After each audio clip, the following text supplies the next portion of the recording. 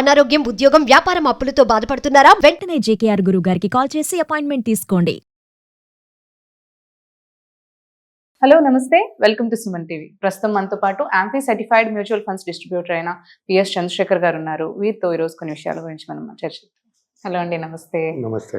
So mutual funds లో మనం ఎప్పుడే కానీ ఇన్వెస్ట్ చేసేటప్పుడు ఒక మంచి పోర్ట్ఫోలియో బిల్డ్ చేసుకోవాలంటే ఎలా అండి?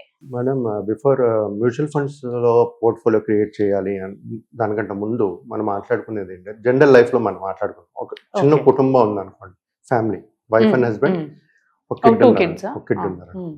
సో జనరల్ గా ఒక ఇంటికి ఏదైనా మనం తినాలి కదా బతకడానికి.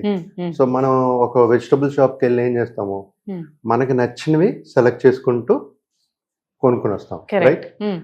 అంటే ఒక హస్బెండ్ ఒకటి తినొచ్చు, వైఫ్ వేరే తినొచ్చు, పిల్లలు వేరే తినొచ్చు.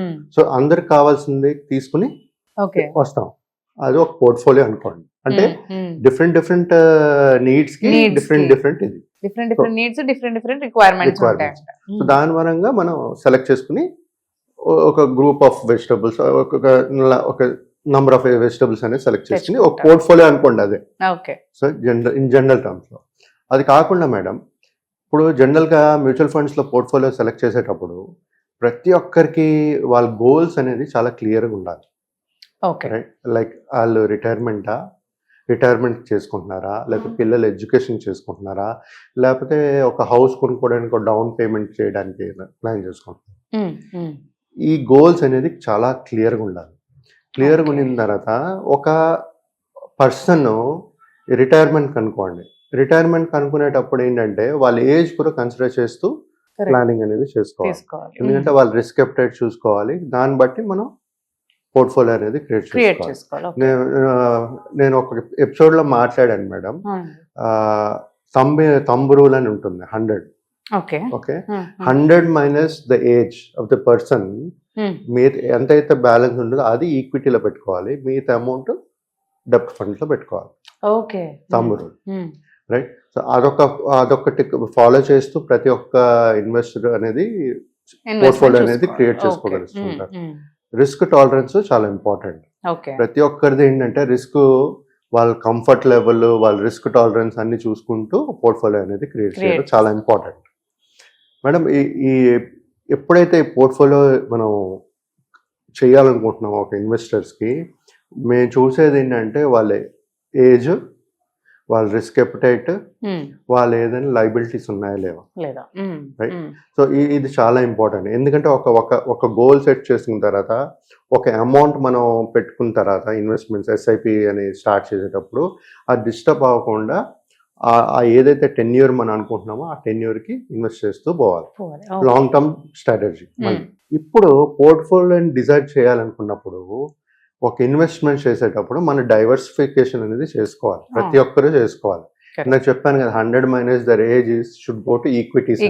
అంటే ఈక్విటీ రిలేటెడ్ మ్యూచువల్ ఫండ్స్ లోనే మనకి బెటర్ రిటర్న్స్ అనేది వస్తుంటాయి, రైట్? సో అసెట్ క్లాసెస్ మనం మాట్లాడుకుంటే ఈక్విటీ అని, డెబ్ట్ ఫండ్ అని, హైబ్రిడ్ ఫండ్స్ అని, ఇది one type of asset, 3 types of asset classes అన్నమాట. ఇది కాకుండా మనం జనరల్ లైఫ్లో మేడం పోర్ట్ఫోలియోలో ఎప్పుడైనా ఇప్పుడు చూస్తుంటే కొంతమంది ఏం చేస్తారు, ఎఫ్డీలో ఇన్వెస్ట్ చేస్తుంటారు, కొంతమంది పోస్ట్ ఆఫీస్లో చేస్తుంటారు, కొంతమంది పీపీఎఫ్లో కడుతుంటారు. ఇప్పుడు పోస్ట్ ఆఫీస్లో కూడా సుకన్య సమృద్ధి అని వచ్చిన అది కడుతుంటారు. సో ఈ డైవర్సిఫికేషన్ అనేది జనరల్ ఇన్వెస్ట్మెంట్స్ లో కూడా చేస్తుంటారు. కొంతమంది ప్లాట్స్ కొంటుంటారు. సో ఈ మ్యూచువల్ ఫండ్స్ లో కూడా అదే విధంగా డిఫరెంట్ అసెట్ క్లాసెస్ లో ఉంటాయి. ఉండేటప్పుడు మన డైవర్సిఫికేషన్ అనేది చేసుకోవాలి. మన రిస్క్ అపెటైట్ బట్టి డైవర్సిఫికేషన్ అనేది చేసుకోవాలి. అది ఎక్కడెక్కడ చేసుకోవాలంటే ఈక్విటీ ఫండ్స్, డెబ్ట్ ఫండ్స్, హైబ్రిడ్ ఫండ్స్. ఇది కాకుండా కమోడిటీస్ కూడా చేసుకోవచ్చు. మనం కమోడిటీస్ అంటే గోల్డ్, సిల్వర్, ఇలాంటి అసెట్ క్లాసెస్ లో కూడా చేసుకోవచ్చు మేడం. ఈ మ్యూచువల్ ఫండ్స్ లో మనం కంపేర్ చేసుకుంటే ఎప్పుడైనా మన పోర్ట్ఫోలియో క్రియేట్ చేసేటప్పుడు 60 జనరల్ రూల్, 60-30-10. 60 ఏమో ఈక్విటీస్, 30 ఏమో డెబ్ట్, 10 ఏమో గోల్డ్. సో డైవర్సిఫికేషన్ చేసుకుంటారు. బట్ ఇంకోటి నేను ఏం చెప్పాను, ఏజ్ బట్టి కూడా, రిస్క్ అప్టైట్ బట్టి కూడా దీన్ని బట్టి చేసుకోవాలి. సో ఇప్పుడు అక్కడ ఏంటి 40%, ఇప్పుడు 60 years అనుకోండి, 100 minus 60 is 40, right? 40 should go into equity. Equity funds Remaining 60 should go into debt and gold. So ఆ విధంగా మనం ఒక పోర్ట్ఫోలియో అనేది క్రియేట్ చేసుకుంటూ వాళ్ళు.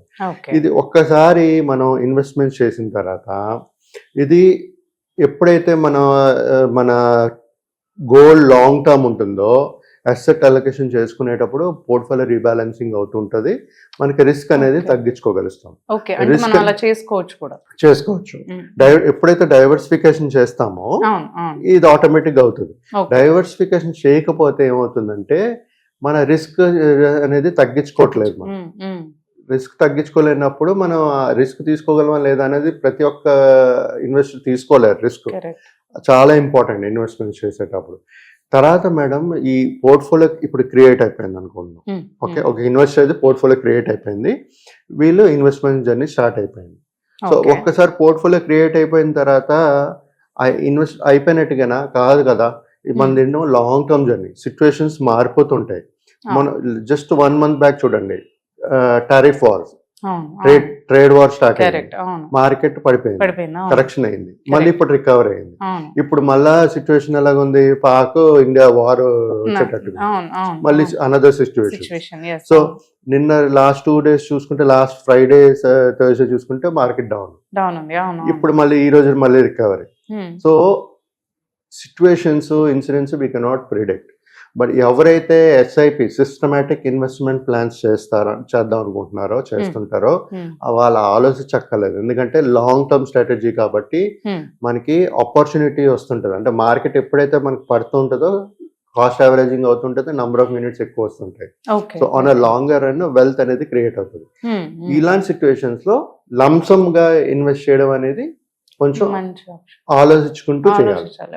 ఎందుకంటే మార్కెట్స్ వాలటైల్ గా ఉంటది కాబట్టి, ఇప్పుడు సడన్ గా వార్ ఫుల్ ఫ్లెడ్జ్డ్ వార్ వచ్చింది అనుకోండి, మార్కెట్ కరెక్షన్స్ అయ్యే ఛాన్సెస్ ఉంటాయి. సో అలాంటి టైంలో లంసమ్ గా పెట్టేవాళ్ళు కొంచెం ఆలోచించి ఒక స్ట్రాటజిక్ వే ఆఫ్ ఇన్వెస్ట్మెంట్స్ లో చేస్తూ పోవాలి. మేడం ఇదే కాకుండా ఫండ్ మేనేజర్ ఉంటారు కదా, ఫండ్ మేనేజర్ మేనేజ్ చేస్తుంటారు కదా, వాళ్ళ ఎవరైతే మనం ఇన్వెస్ట్ చేసిన ప్లాన్స్ ఉంటాయి, ప్రతి ఒక్క ప్లాన్ కి ఒక ఫండ్ మేనేజర్ ఉంటారు. ఆ ఫండ్ మేనేజరు ఎంత ఎక్స్పీరియన్స్ ఉంది, ఎలా చేస్తున్నారు, కన్సిస్టెంట్ గా మనకి పర్ఫార్మెన్సెస్ వస్తుందా, రిటర్న్స్ వస్తున్నాయా, ఇవన్నీ చూసుకుంటూ ఒక పోర్ట్ఫోలియో అనేది క్రియేట్ చేసుకోవాలి. సో ఇదన్నీ పోర్ట్ఫోలియో క్రియేట్ చేయాలంటే ఒక లేమెన్ లేకపోతే ఒక ఎవరికైతే ఇన్ఫర్మేషన్ నాలెడ్జ్ ఉండదో కొత్త ఇన్వెస్టర్స్ కి, వాళ్ళు ఇలాంటి పోర్ట్ఫోలియోస్ అనేది క్రియేట్ చేయలేరు. సో మాలాంటి మ్యూచువల్ ఫండ్ డిస్ట్రిబ్యూటర్కి వచ్చేటప్పుడు మేము చెప్పగలుగుతాం, ఆ పోర్ట్ఫోలియో అనేది సజెస్ట్ చేయగలుగుతాము. వాళ్ళ గోల్స్ ని బట్టి, లేదంటే వాళ్ళ మీరు అన్నట్టు కిడ్స్ రిక్వైర్మెంట్స్ అవన్నీ డిస్కషన్ మూలంగా మనం తెలుసుకుని ఆ పోర్ట్ఫోలియో అనేది క్రియేట్ చేయగలుగుతాం. సో ఇలాంటి మంచి ఒక పోర్ట్ఫోలియో క్రియేట్ చేసుకున్న తర్వాత రెగ్యులర్ మానిటరింగ్ అనేది ఉండాలి. ఫండ్ పర్ఫార్మెన్సెస్ కన్సిస్టెన్సీ ఎలాగుంది, ఏంటి మార్కెట్ అవుట్లుక్ ఎలాగుంటుంది. ఎందుకంటే ఇప్పుడు సినారియోస్ చెప్పాను, ఇప్పుడు ఇండియా పాకిస్తాన్ వార్, రేపు ఏమో తెలియదు, రేపు US China war, we don't know. కాబట్టి సిచ్యువేషన్స్ బట్టి మన పోర్ట్ఫోలియో స్ట్రాటజీస్ కూడా మారుతూ ఉంటాయి. సో ఈ పోర్ట్ఫోలియో చేసుకునేటప్పుడు మేడం మన పర్సనేజ్, రిస్క్ అపిటైట్, గోల్ చాలా క్లియర్గా ఉండాలి. మనకి ఎంత రిటర్న్స్ కావాలి అనేది క్లారిటీ ఉండాలి. ఎప్పుడైతే మన రిటర్న్స్ కరెక్ట్గా మనం పెట్టుకుని రియలిస్టిక్గా క్యాల్కులేట్ చేసుకోగలుగుతామో మన గోల్ అనేది ఫుల్ఫిల్ అవుతుంది. అదే అన్రియలిస్టిక్ రిటర్న్స్ పెట్టుకుని గోల్ ప్లాన్ చేసుకుంటే అది రాలేనప్పుడు మన గోల్ కూడా రీచ్ అవ్వలేము మనం. సో ప్రతి ఒక్కరు నేను చెప్పేది ఏంటంటే, ఒక పోర్ట్ఫోలియో క్రియేట్ చేసేటప్పుడు మీరు మీ గోల్స్, మీ రిస్క్ అపిటైట్, రిటర్న్స్ ఇంపార్టెంట్, ఎంత కావాలో క్లియర్గా ఉండండి. దాని తర్వాత మీ ఇన్వెస్ట్మెంట్స్ ని డైవర్సిఫై చేసుకోండి. ఇప్పుడు మ్యూచువల్ ఫండ్స్ లో నేను విత్ ఇన్ డైవర్సిఫికేషన్ చెప్తున్నాను, అవుట్ ఆఫ్ మ్యూచువల్ ఫండ్స్ కూడా డైవర్సిఫై చేసుకోండి, నేను వద్దంటలేదు. కొంత మ్యూచువల్ ఫండ్స్ లో పెట్టుకోండి, కొంత ప్లాట్ ఎలాగో కొంటారు. తర్వాత ఈ మీతో ఏదైనా కొంచెం లిక్విడ్ ఫండ్ కావాలి, సడన్ ఎమర్జెన్సీ కావాలి అనుకునేటప్పుడు ఇంకో అదర్ అసెట్స్ క్లాస్, ఎఫ్డీలో లేకపోతే పోస్ట్ ఆఫీసో, ఇప్పుడు సుకన్య సమృద్ధి ఉంది, మా పాపకి అదే సేఫ్ అనుకుంటే అది కొనుక్కోండి. బట్ రిటర్న్స్ అనేది చూసుకోండి, ఎందుకంటే ఫ్యూచర్ లో మన ఇన్ఫ్లేషన్ బీట్ చేసే రిటర్న్స్ అనేది రావాలి.